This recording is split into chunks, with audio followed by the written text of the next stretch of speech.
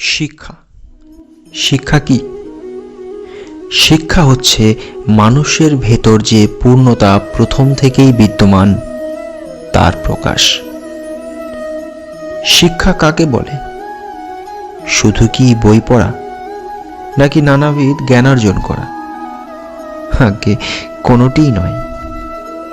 শিক্ষা সেটাই যেটাতে মানুষ তৈরি হয়।